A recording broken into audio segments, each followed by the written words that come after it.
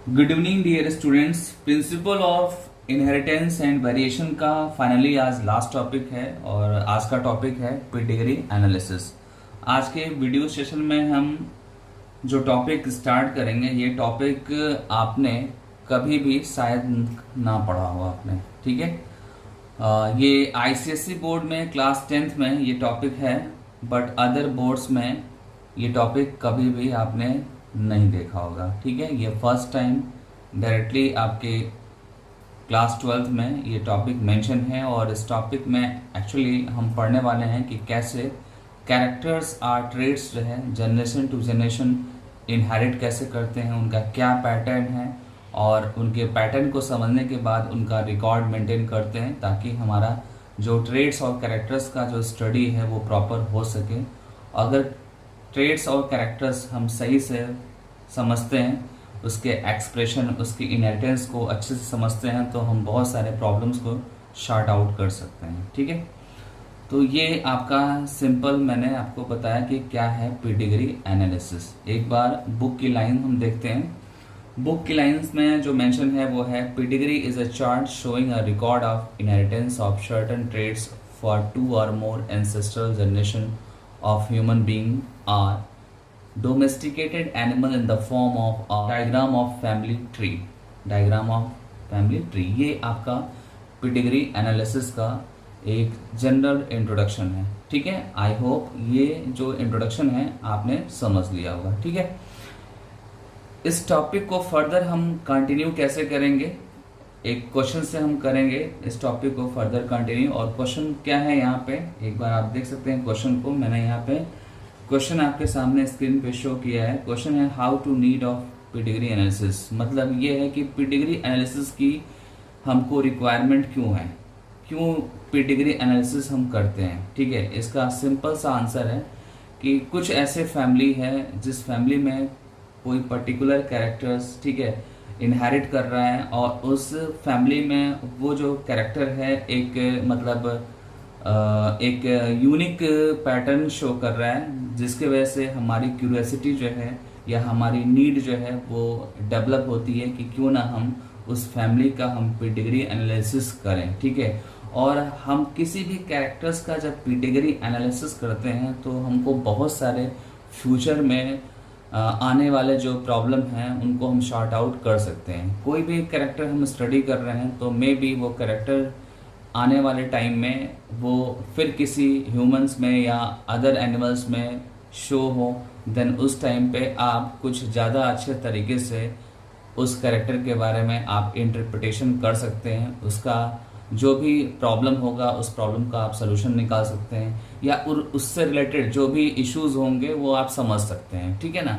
इसलिए हम pedigree analysis करते हैं। और पेडिग्री एनालिसिस में अभी मैंने बताया कि जब आप एनालिसिस करते हैं तो आप ट्रेड्स और कैरेक्टर्स की एनालिसिस करते हैं और उस टाइम पे जो भी आपको एनालिसिस में जो रिजल्ट मिलता है उस रिजल्ट को एज अ रिकॉर्ड आप मेंटेन करते हैं ताकि फ्यूचर में आप उस रिकॉर्ड को कहीं दूसरे जगह पे अप्लाई करके और देन उसकी आगे की स्टडी आप फर्दर कर सकें, उसमें परफेक्शन की तरफ आप जाएं, ठीक है ना। परफेक्शन की तरफ जाएं। आपको पता है कि हम डे बाय डे जो है हर एक फील्ड में हम कुछ ना कुछ नया कर रहे हैं, ठीक है। और यहाँ पे कुछ नया करने के लिए प्रीवियस इंफॉर्मेशन की ज़रूरत होती है। हम कोई भी रिसर्च करते हैं तो हमको प्रीवियस इंफॉर्मेशन को कनेक्ट करते हैं, वो हमारा बेस होता है और उस बेस पे हम आगे की रिसर्च करते हैं। और यहाँ पे हम एक्चुअली क्या करने वाले हैं, यहाँ पे तो हम जो ह्यूमन बींग्स में या अदर डोमेस्टिकेटेड एनिमल्स में जो कैरेक्टर ट्रांसफर हो रहे हैं वो अच्छे हैं, बुरे हैं, ठीक है, वो मतलब बेनिफिशियल है या हार्मफुल है, उन कैरेक्टर्स की स्टडी करेंगे तभी हम उसमें और ज़्यादा आगे हम जा सकते हैं, ठीक है ना। तो ये आपका पेडिग्री एनालिसिस के कुछ पॉइंट्स होंगे। अब इसके बाद से हम एनसीईआरटी के कुछ पॉइंट्स देखेंगे, ठीक है। एनसीईआरटी ने मेंशन किया है after the discovery of Mendel's work the practice of analysing inheritance pattern of traits in human beings began, ठीक है। कहने का मतलब ये है कि जब मेंडल ने पी प्लांट्स पे अपना वर्क कर लिया, पी प्लांट्स पे वर्क करने के बाद जो भी इनहेरिटेंस का पैटर्न निकाला, उसके बाद से आपको पता है ना कि 35 अप्रॉक्स 35 ईयर्स तक मेंडल्स को इम्पोर्टेंस या रिकॉग्निशन नहीं मिला था। रिकॉग्निशन कब मिला? रीडिस्कवरी ऑफ मेंडल्स के बाद, ठीक है। दैट मीन्स कि 1900 में ह्यूगो डे व्रिज, टेस्चरमेक और कोरेंस ने जब रीडिस्कवरी की मेंडल्स के वर्क को, देन वहां से मेंडल को इम्पोर्टेंस मिलना स्टार्ट हुआ। और देन उसके बाद से जो है हम इनहेरिटेंस की स्टडी, ठीक है, किसी भी ट्रेड्स और कैरेक्टर्स की इनहेरिटेंस की स्टडी या उसके पैटर्न की स्टडी ह्यूमंस में भी हम शुरू कर दिए, क्योंकि ह्यूमंस में ये जरूरी था, क्योंकि ह्यूमंस में बहुत सारे ऑब्जर्वेशन होते हैं, ठीक है। क्योंकि आपको पता है ना कि हम ह्यूमंस अपने बारे में हमेशा कुछ ना कुछ स्टडी करते हैं, रिसर्च करते हैं, तो हमसे रिलेटेड जो भी इश्यूज होंगे हम उनको शॉर्ट आउट करने के लिए हम अपना रिसर्च करते रहते हैं कंटिन्यूअस ऑर्डर में, ठीक है। एक और चीज है कि जब मेंडल ने या मेंडल के बाद रीडिस्कवरी जब मेंडल का हुआ था, उसके उस टाइम पे या उसके आसपास जो टाइम ड्यूरेशन था, उस टाइम पे हम लोगों ने बहुत सारा इनहेरिटेंस का कॉन्सेप्ट पढ़ा है, ठीक है। उस टाइम के बहुत सारे इनहेरिटेंस के कॉन्सेप्ट को हम लोगों ने पढ़ा है, बट वो कॉन्सेप्ट जो है की एक लिमिट थी, ठीक है, एक लिमिट थी। वो कॉन्सेप्ट जो है वो ह्यूमंस में 100% अप्लाई नहीं होते हैं। आपको मैंने पहले भी बताया था कि जब पोस्ट मेंडेलियन का कॉन्सेप्ट आ जाता है तो वहां से बहुत सारे इनहेरिटेंस का जो कॉन्सेप्ट है, उनका जो इनहेरिटेंस का जो बेस है वो डिफरेंट हो जाता है, इनहेरिटेंस का पैटर्न डिफरेंट हो जाता है, और वहां पे हम मेंडल्स लॉ को अप्लाई नहीं कर पाते हैं, ठीक है। वैसे जो आप पढ़ने वाले हैं पेडिग्री एनालिसिस में, यहाँ पे ध्यान देना ये है कि जो भी आप कैरेक्टर्स की स्टडी करेंगे, यूजुअली जो आपको बुक्स में क्वेश्चन मिलेंगे या जो थ्योरी मिलेगा आपको, उसमें 100% आपको मेंडेलियन इनहेरिटेंस कॉन्सेप्ट अप्लाई करना है, क्योंकि other than Mendelian inheritance concept pedigree analysis में आपके स्टैंडर्ड में एप्लीकेबल नहीं है। ये चीज ध्यान देना, क्योंकि मैंने आपको प्री मेंडेलियन, पोस्ट मेंडेलियन और मेंडेलियन ये सब कुछ मैंने आपको बताया है, ठीक है। मेंडेलियन और पोस्ट मेंडेलियन ज्यादा मैंने समझाया आपको, प्री मेंडेलियन के बारे में बेसिक आपको बताया था, बट कॉन्सेप्ट आप सबको पता है प्री मेंडेलियन के बारे में भी, ठीक है। और ये सारे कॉन्सेप्ट आप अप्लाई यहाँ नहीं करेंगे, यहाँ पे ओनली आप अप्लाई करेंगे मेंडेलियन इनहेरिटेंस, क्योंकि जितने भी आपको यहाँ पे थ्योरी और जो आपके यहाँ पे क्वेश्चंस एमसीक्यू बनते हैं वो सारे के सारे मेंडेलियन इनहेरिटेंस के बेसिस पे पूछे जाते हैं, और उसी के बेसिस पे आपको यहाँ पे आंसर मेंशन करना है, ठीक है ना।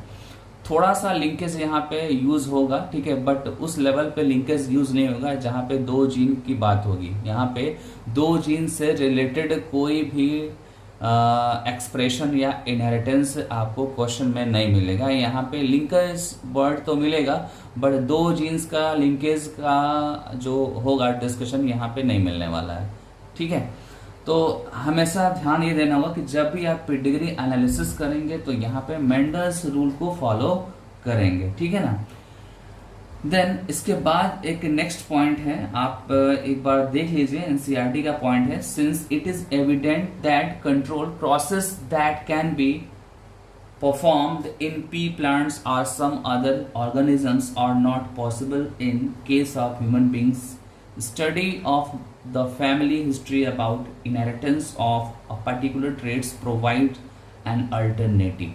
ठीक है, such an analysis of trait in a several of generations of the family is called pedigree analysis.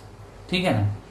तो ये कॉन्सेप्ट मैंने पूरा बता दिया आपको, ये सिंपली मैंने इसलिए आपके सामने रिप्रेजेंट किया, इसको मैंने रीडिंग किया, क्योंकि आप ये सारे लाइंस को कैरी करेंगे, क्योंकि ये सारी लाइंस जो है आपको बोर्ड के एग्जाम में, आपको नीट के एग्जाम में हेल्प करेंगे, ठीक है। आपको अच्छे से पता है कि नीट के एग्जाम में कुछ क्वेश्चंस स्टेटमेंट बेस्ड होते हैं, ठीक है, एज वेल एज कुछ जो है इनकरेक्ट और करेक्ट स्टेटमेंट वाले भी होते हैं, ठीक है।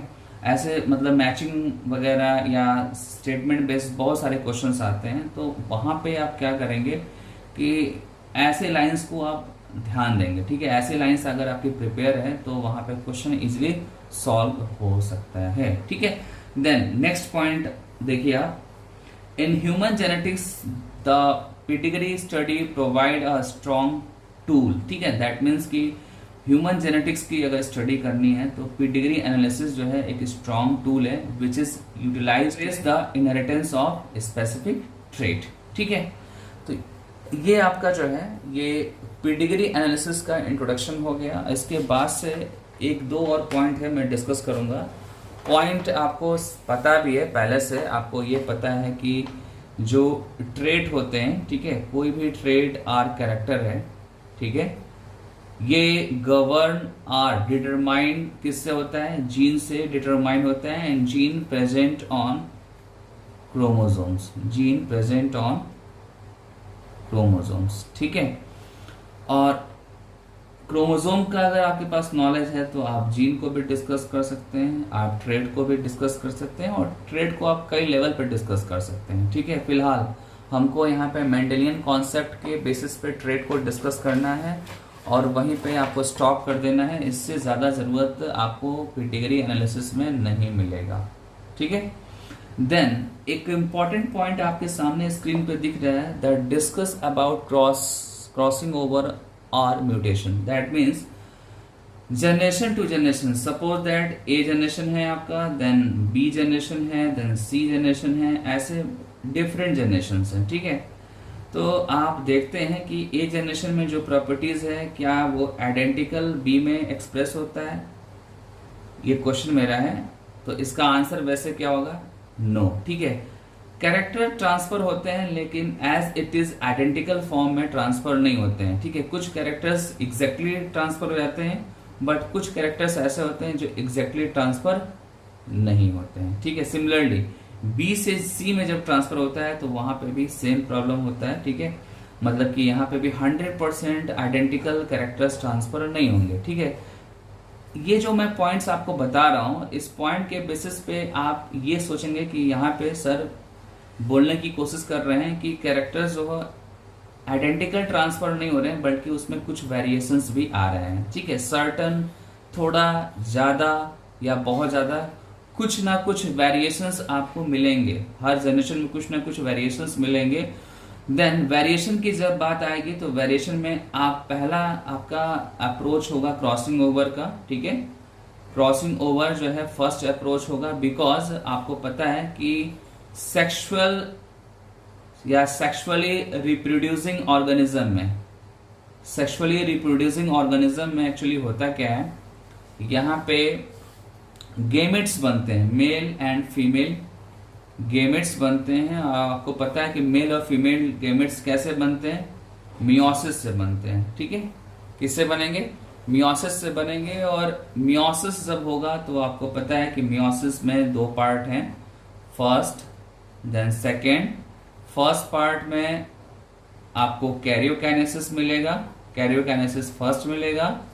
देन कैरियोकाइनेसिस फर्स्ट में प्रोफेज फर्स्ट आपको मिलेगा और प्रोफेज में पैचेटिन स्टेज मिलेगा आपको। पैचेटिन एक स्टेज मिलेगा जहां पे क्या होता है, क्रॉसिंग ओवर होता है। क्या होता है, क्रॉसिंग ओवर होगा। और क्रॉसिंग ओवर यूजुअली होगा, हर जनरेशन में होगा, बिकॉज जो आपका ऑर्गेनिज्म है वो सेक्सुअली रिप्रोड्यूसिंग ऑर्गेनिज्म है, और सेक्सुअली रिप्रोड्यूसिंग ऑर्गेनिज्म में गेमेट्स ऑब्वियसली बनना है, वहां पे मियोसिस होना है, और वहां पे एक्चुअली क्या होगा, क्रॉसिंग ओवर होगा। क्या होगा, क्रॉसिंग ओवर होगा। और क्रॉसिंग ओवर जो है एक कंटिन्यूअस प्रोसेस है, क्रॉसिंग ओवर एक कंटिन्यूअस प्रोसेस है।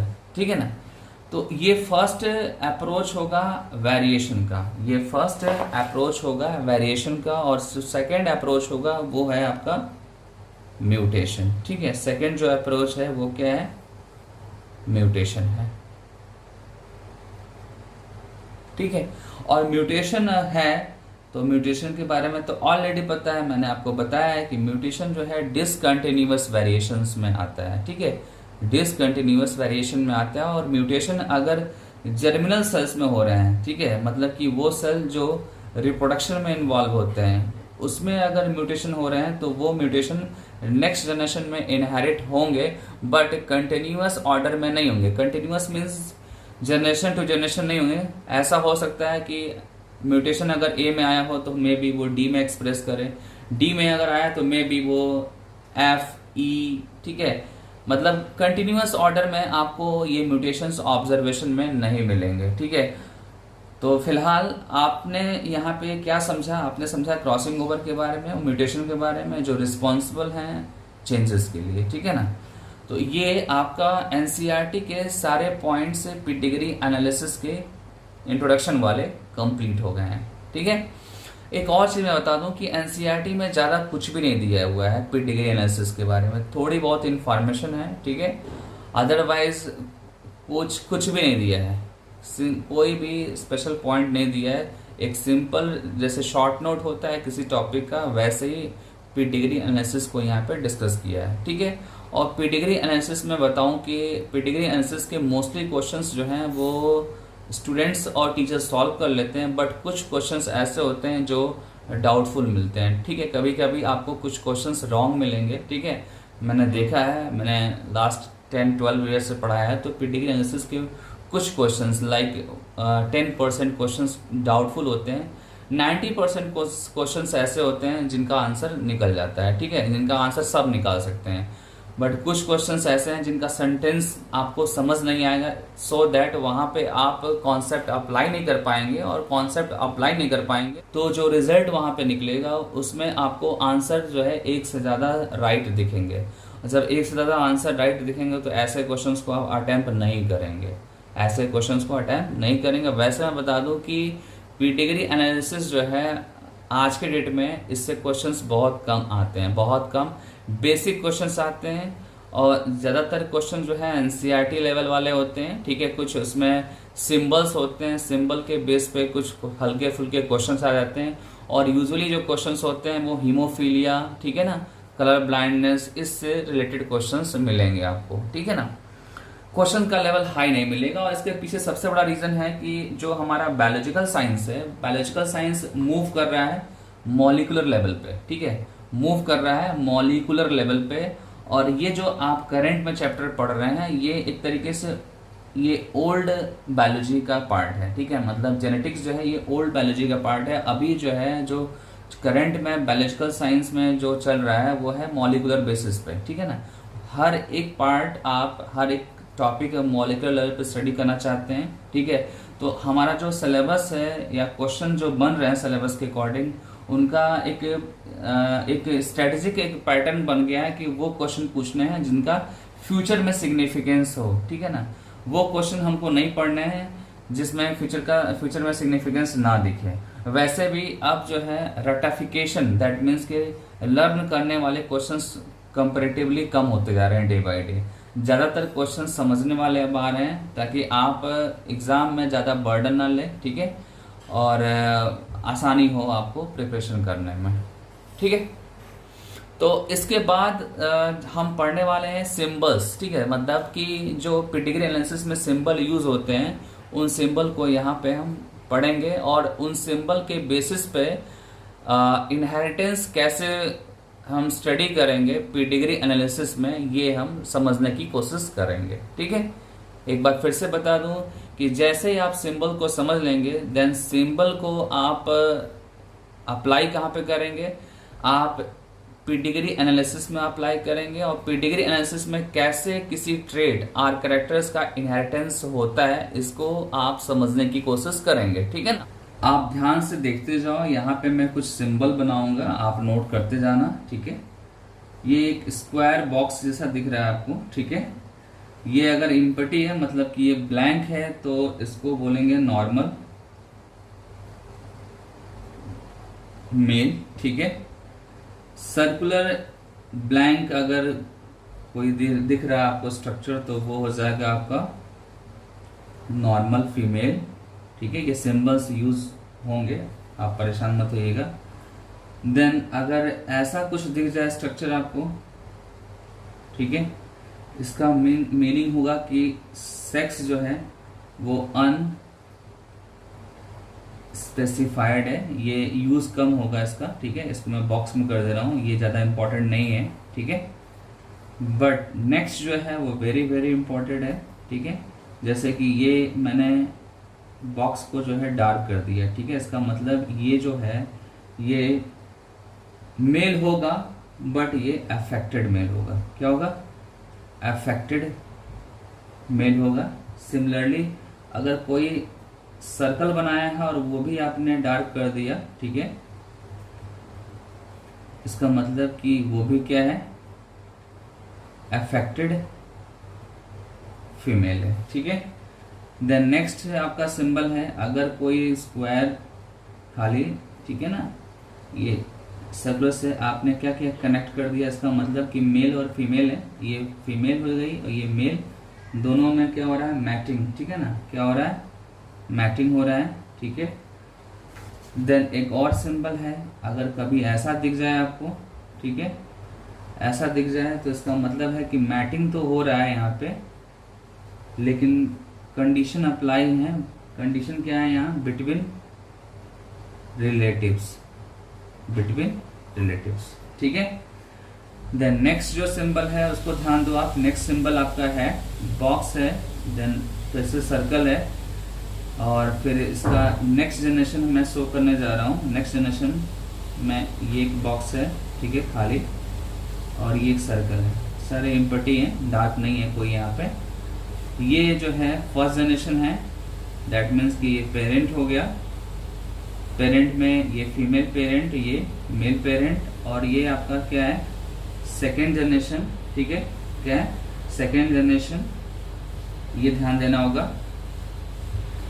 देन एक ये भी एक सिंबल यूज करते हैं हम लोग, ठीक है, ये कैरियर के लिए यूज करते हैं, जैसे कि आप लोगों ने पढ़ा हीमोफीलिया में, कलर ब्लाइंडनेस में, कि कैरियर होता है, ठीक है ना, तो कैरियर के लिए ये सिंबल यूज करते हैं। और एक सिंबल और है कैरियर के लिए, वो क्या है आपका, हाफ सर्कल अगर डार्क कर देंगे तो वो भी कैरियर के लिए शो होगा, वो भी कैरियर के लिए शो होगा, ठीक है। तो ये कुछ जो है सिंबल्स हैं जिसको आप लर्न करेंगे, और लर्न करेंगे तभी आप पेडिग्री एनालिसिस को समझ सकते हैं। और इसके अलावा भी कुछ सिंबल हैं, ठीक है, बट उनका यूज ज़्यादा नहीं होता है, और मैं भी यहाँ पे नहीं बताऊंगा आपको, ठीक है, क्योंकि जितना ज़्यादा फालतू चीज़ें पढ़ोगे उतना ज़्यादा परेशान रहोगे आप, ठीक है। हाँ, कोई क्वेश्चन में अगर आपको डाउट आएगा सॉल्व करते समय तो आप वहाँ पे पूछ सकते हो, ठीक है, वहाँ पे आप सिंपली आपको सिंबल समझना होगा, अदरवाइज जो भी कॉन्सेप्ट आपको यहाँ बताने वाला हूँ ये सारा कॉन्सेप्ट हर जगह अप्लाई होगा, कोई क्वेश्चन हो वहाँ पे अप्लाई कॉन्सेप्ट ये होगा, ठीक है। तो अब ये जो है पॉइंट यहीं पे हम फिनिश करते हैं। इसके बाद हम स्टार्ट करेंगे how to analyze pedigree analysis, मतलब हम पेडिग्री एनालिसिस को कैसे एनालाइज करेंगे, कैसे चेक करेंगे, ये टॉपिक हम समझने वाले हैं। और जिसके यहाँ पे कुछ स्टेप हैं आपके सामने, मैं उन स्टेप को यहाँ पे शो कर रहा हूँ, ठीक है, आप देख सकते हैं यहाँ पे। Pedigree analysis is a simple mental ability test of 4 step, मतलब 4 स्टेप में होने वाला ये मेंटल एबिलिटी टेस्ट है एक तरीके से, जिससे आप पेडिग्री एनालिसिस को कर सकते हैं, ठीक है ना, पेडिग्री एनालिसिस कर सकते हैं, ठीक है। तो यहाँ पे 4 स्टेप एक्चुअली हैं क्या। फर्स्ट स्टेप है, first of all check cytoplasmic inheritance, ठीक है, मतलब पहले स्टेप पे आप क्या करेंगे, साइटोप्लाज्मिक इनहेरिटेंस को चेक करेंगे। देन उसके बाद से वाई लिंक्ड इनहेरिटेंस को चेक करेंगे। देन उसके बाद से X linked dominant autosomal dominant check करेंगे, ठीक है, मतलब कि एक्स लिंक्ड डोमिनेंसी भी आप चेक करेंगे और उसी के साथ साथ ऑटोसोमल डोमिनेंसी भी आप चेक करेंगे, ठीक है। देन उसके बाद से एक्स लिंक्ड रेसेसिव चेक करेंगे, देन ऑटोसोमल रेसेसिव चेक करेंगे, ठीक है, ये ऑर्डर होगा और इसी के अकॉर्डिंग चलना होगा। अगर आप आइडियल और स्टैंडर्ड, ठीक है, आइडियल और स्टैंडर्ड पेडिग्री एनालिसिस कर रहे हैं तो यही पैटर्न है जो आपको किसी भी बुक में नहीं मिलेगा, आपको ये किसी भी बुक में नहीं मिलेगा। मैं आपके लिए यहाँ पे एक नया पैटर्न लेके आया हूँ जिसको आप समझिए और इसको यूटिलाइज करिए, ठीक है ना। तो इस तरीके से, एक तरीके से फॉर्मूला है, इसको लर्न करना है। जैसे मैं बोल रहा हूँ, अगर आप अच्छे एक्सपर्ट बनना चाहते हैं पेडिग्री एनालिसिस का तो इसी कॉन्सेप्ट को आप फॉलो करेंगे। यहाँ पे जो स्टेप मैंने बताया है, इस ऐसे ही आप स्टेप बाय स्टेप चेक करेंगे और आपको ये पता चल जाएगा कि कौन सा ट्रेट और कैरेक्टर्स जो है साइटोप्लाज्मिक इनहेरिटेंस शो कर रहा है, कौन सा वाई लिंक्ड इनहेरिटेंस शो कर रहा है, कौन सा एक्स लिंक्ड इनहेरिटेंस शो कर रहा है और कौन सा ऑटोसोमल इनहेरिटेंस शो कर रहा है। ये सारी चीजें आपको पता चल जाएंगी, बट सीक्वेंस यही फॉलो करना है, ठीक है। इसमें जो फर्स्ट है आपका वो हम डिस्कस करने जा रहे हैं। फर्स्ट है साइटोप्लाज्मिक इनहेरिटेंस को चेक करने का, ठीक है। इसमें मैं आपको बताऊंगा कि कैसे आप फाइंड आउट करेंगे कि साइटोप्लाज्मिक इनहेरिटेंस है, ठीक है। ह्यूमन रिप्रोडक्शन में आपने देखा होगा कि ओवा के अंदर क्या आता है, स्पर्म, ठीक है। और स्पर्म का वो पार्ट जहाँ पे न्यूक्लियस है, ठीक है। न्यूक्लियस एक्चुअली में न्यूक्लियस जाता है और जो साइटोप्लाज्म होता है वो नहीं जाता है स्पर्म का, ठीक है ना। तो कहने का मतलब कि जब फर्टिलाइजेशन हो जाता है और फर्टिलाइज एग का फॉर्मेशन हो जाता है, तो फर्टिलाइज एग में जो है स्पर्म का न्यूक्लियस जो हैप्लॉइड फॉर्म में है और ओवा का न्यूक्लियस जो हैप्लॉइड फॉर्म में ऑलरेडी है, दोनों क्या करते हैं, फ्यूज करते हैं और डिप्लॉयड न्यूक्लियस बनाते हैं, डिप्लॉयड न्यूक्लियस बनाते हैं। बट जो साइटोप्लाज्म होता है वो ओवा का होता है, मतलब कि मदर का होता है, ठीक है भाई। ओवा क्या है, मदर का एक सेल है, मदर बॉडी का एक सेल है, ठीक है। तो यहाँ पे जो साइटोप्लाज्म रिटेन रह जाएगा फर्टिलाइज एग में वो ओवा का होगा, ठीक है। और ओवा का होगा इसका मतलब कि उसमें जो फीचर्स होंगे वो फीमेल वाले होंगे, मदर वाले होंगे, ठीक है। इसका मतलब ये निकला सीधा सीधा कि जब आप साइटोप्लाज्म की बात करेंगे या साइटोप्लाज्म इनहेरिटेंस डिस्कस करेंगे तो वहां पे आपको क्लियरली ये दिखने को मिलेगा कि जो मदर चाहेगा वो होगा नेक्स्ट जनरेशन में। मतलब कि मदर अगर नॉर्मल है तो ऑफस्प्रिंग जो नेक्स्ट जनरेशन वाला होगा वो भी नॉर्मल होगा। मदर अगर बाय द वे अफेक्टेड है तो ऑफस्प्रिंग भी क्या होगा, अफेक्टेड होगा। बिकॉज यहाँ पे हम लोग पढ़ने वाले हैं साइटोप्लाज्मिक इनहेरिटेंस, और साइटोप्लाज्मिक इनहेरिटेंस में आप सबको पता हो जाना चाहिए कि साइटोप्लाज्म जो है वो ओवा का यूज होता है और ओवा जो है वो फीमेल बॉडी का पार्ट है, ठीक है। दैट मीन्स कि यहाँ पे जो भी इनहेरिटेंस होगा वो मदर साइड से होगा, मदर जैसा होगा उसके अकॉर्डिंग नेक्स्ट जनरेशन में आपको रिजल्ट्स मिलेंगे। तो यहाँ पे मैंने जो केस स्टडी में पॉइंट्स लिए हैं आपके सामने एकदम से क्लियर होंगे, इसमें कोई डाउट नहीं है, आप आराम से पढ़ सकते हैं स्क्रीन पे। मैंने मेंशन किया है कि if mother is normal then all offspring are normal, ठीक है। सेकेंड कंडीशन है if mother is affected then all offspring are affected, ठीक है। ये जो स्टेटमेंट है इसके अकॉर्डिंग यहाँ पे मैंने पेडिग्री चार्ट बना रखा है, ठीक है। पेडिग्री चार्ट में आपके सामने ये वाला जो पोर्शन है ये साइटोप्लाज्मिक इनहेरिटेंस को फॉलो करता है, बट ये वाला जो आपका जो चार्ट है, ठीक है ना, पेडिग्री है, ये साइटोप्लाज्मिक इनहेरिटेंस को फॉलो नहीं करता है, ये ध्यान देना होगा आपको, ठीक है। ऊपर का जो भी आपको ये दिख रहा है ये सब जो है ये पेरेंट्स के हैं, ठीक है ना, सिंबल। और नीचे का जो दिख रहा है ये फर्स्ट जनरेशन का है, दैट मीन्स कि ये ऑफस्प्रिंग का है, फर्स्ट ऑफस्प्रिंग मतलब फर्स्ट जनरेशन के जो ऑफस्प्रिंग होंगे उनका है ये, ठीक है ना। तो ये जो दोनों डायग्राम दिख रहे हैं ये एक्चुअली में ये फेवर करते हैं साइटोप्लाज्मिक इनहेरिटेंस को। कैसे, आप देखो यहाँ पे मैंने यहाँ पे फर्स्ट स्टेटमेंट में मेंशन किया है if mother is normal then all offspring are normal.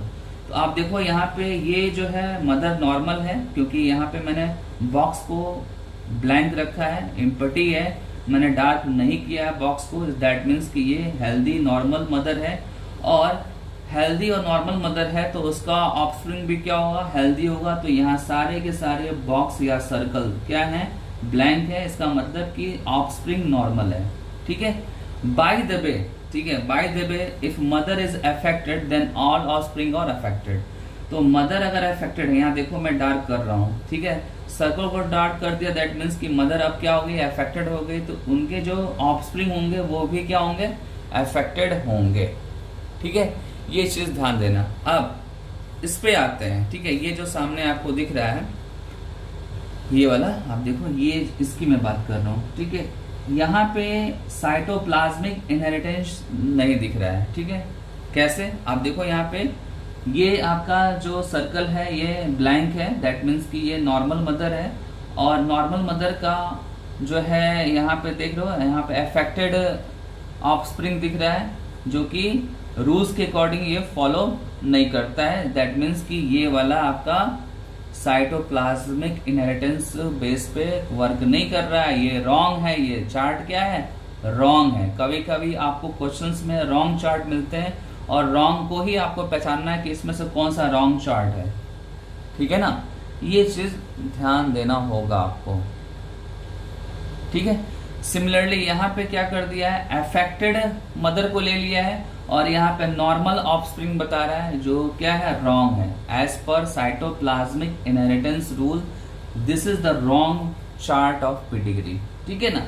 तो इस तरीके से आप पेडिग्री एनालिसिस की स्टडी करेंगे। यहाँ पे जो स्टेप्स हैं, स्टेप्स में जो रूल्स लिखे हैं वो एक तरीके से फॉर्मूले हैं, एक तरीके से वो फॉर्मूले हैं जैसे कि मैथ में आप फार्मूला स्टार्टिंग में लर्न करते हैं और उस फार्मूले को आप क्वेश्चंस में अप्लाई करते हैं और देन आंसर आता है। सिमिलरली यहाँ क्या है, स्टेटमेंट एक तरीके से फॉर्मूले हैं और फॉर्मूले को आप अप्लाई कर रहे हैं चार्ट पे। तो चार्ट अगर राइट है तो आपको चार्ट समझ में आ रहा है, अगर रॉन्ग है तो आप उसको रॉन्ग बोल देते हैं, ठीक है ना। तो ये आपका फर्स्ट स्टेप हो गया। अब इसके बाद से हम सेकंड स्टेप समझने की कोशिश करेंगे।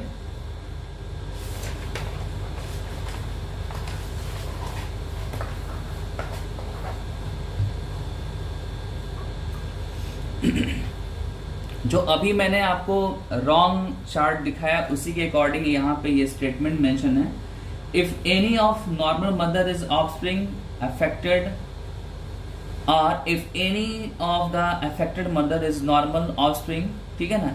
ये उस जो रॉन्ग वाले चार्ट है उसके सपोर्टिंग लाइन्स है ये, ठीक है। Then such inheritance will not cytoplasmic inheritance, ठीक है। आई होप आपको समझ में आ गया होगा। सिंपली आप क्या करिएगा, अगर आपको थोड़ा भी दिक्कत हो रहा है तो वीडियो को आप पॉज करिएगा, फिर बैक जाइएगा, बैक जाकर एक बार फिर से चार्ट को देखिएगा, चार्ट को देखने के बाद इस स्टेटमेंट को देखिएगा, ठीक है। देन नेक्स्ट स्टेप पे आते हैं, स्टेप नंबर बी, ठीक है।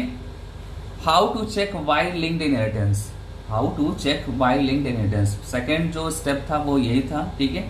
और इसमें ध्यान देना, आप जो स्टेटमेंट मैंने यहाँ मेंशन किया है उस स्टेटमेंट के अकॉर्डिंग जो है ये राइट चार्ट है, राइट चार्ट, ठीक है, ठीक है।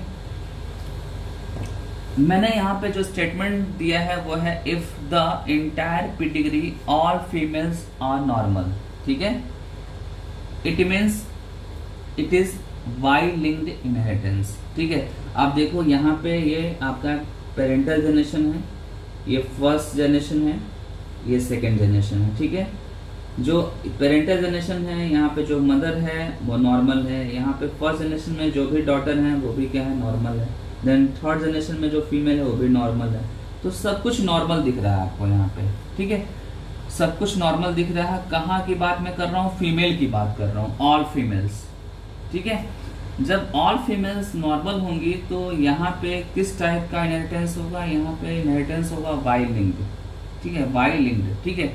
बाय द वे डायग्राम में कोई भी अगर एक दिख गया कि वो अफेक्टेड है, इसका मतलब कि वो वाई लिंक्ड इनहेरिटेंस को शो नहीं कर रहा है। देन नेक्स्ट आते हैं, नेक्स्ट सी है आपका, सी क्या है, एक्स लिंक्ड डोमिनेंट, ठीक है। एक्स लिंक्ड डोमिनेंट और ऑटोसोमल डोमिनेंट सेम हेडिंग में है। जो मैंने स्टार्टिंग में स्टेप्स बताए हैं उसमें जो सी जो है स्टेप, ठीक है, सी जो आपका हेडिंग है उसमें ये दोनों मेंशन है, ठीक है। मैंने यहाँ सेपरेट कर दिया है बट दोनों को साथ में वहाँ पे मेंशन किया है, तो आपको कंफ्यूज होने की ज़रूरत नहीं है। जब आप सीक्वेंस को फॉलो करेंगे क्वेश्चन सॉल्व करने के लिए तो पहले आप क्या करेंगे, एक्स लिंक्ड डोमिनेंट को चेक कर लेंगे और फिर ऑटोसोमल डोमिनेंट को चेक कर लेंगे। दोनों के रूल्स अलग अलग हैं, ठीक है। आपको पता है ना कि एक्स लिंक्ड का इनहेरिटेंस जो है वो कुछ अलग होता है और ऑटोसोमल का कुछ अलग होता है, ठीक है।